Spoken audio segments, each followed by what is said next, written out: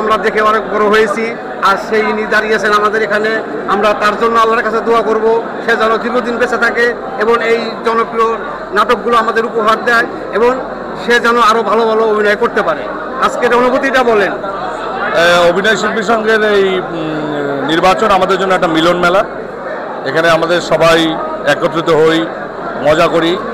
একদিনের জন্য আমরা প্রতিযোগিতা করি, কিন্তু নির্বাচন শেষ হয়ে যাওয়ার পর সবাই আবার আমার যার যার কাজে আমরা বন্ধুর মতোই থাকি। যেহেতু অভিনয় শিল্পী সংঘের এই সংঘটি আমাদের অনেক দায়বদ্ধতা কাজ করে, শিল্পী হিসেবে আমাদের অনেক ধরনের দায়বদ্ধতার বিষয় আছে, সেটাকে প্রতিষ্ঠিত করার জন্যই আসলে একটি সংঘের দরকার। এবং সেই সংঘের জন্য যারা প্রতিযোগিতা করছে আজকে নির্বাচিত হবে, আমাদের আশা থাকবে তারা আমাদের স্বার্থে কাজ করবে। আমাদের শিল্পীদের সবচেয়ে বড় যে চাহিদা সেটা হচ্ছে যে আমরা পেশাগতভাবে রাষ্ট্রীয় মর্যাদাটা চাই। আমার আশা থাকবে যারা নির্বাচিত হবে তারা সেটা প্রতিষ্ঠিত করবে, কারণ পেশাগত সাফল্যতা যখন আসবে সেটার সঙ্গে সমস্ত কিছু জড়িত। সেই একটি স্বীকৃতি আসলে পরেই অন্যান্য যে কাজগুলো আছে সেগুলো আমাদের জন্য সহজ হবে। তাই আজকের এই নির্বাচনটা আমাদের স্বার্থে, অভিনয় শিল্পীদের স্বার্থে অত্যন্ত গুরুত্বপূর্ণ এবং যারা নির্বাচিত হবেন তাদের জন্য আমার শুভকামনা রইল।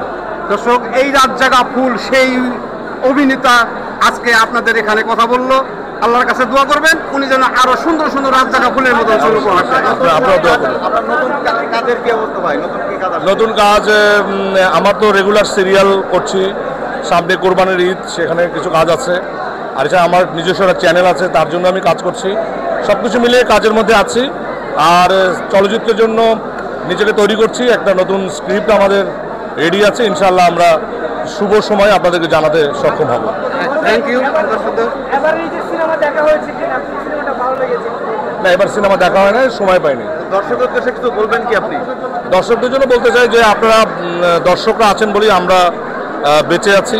আপনাদের মনের ক্ষুধা আমরা মিটাই এবং দর্শকরা ভালোবাসে বলেই আমরা বেঁচে থাকি এবং দর্শকদের জন্যই আমরা। তো দর্শকদের জন্য আমার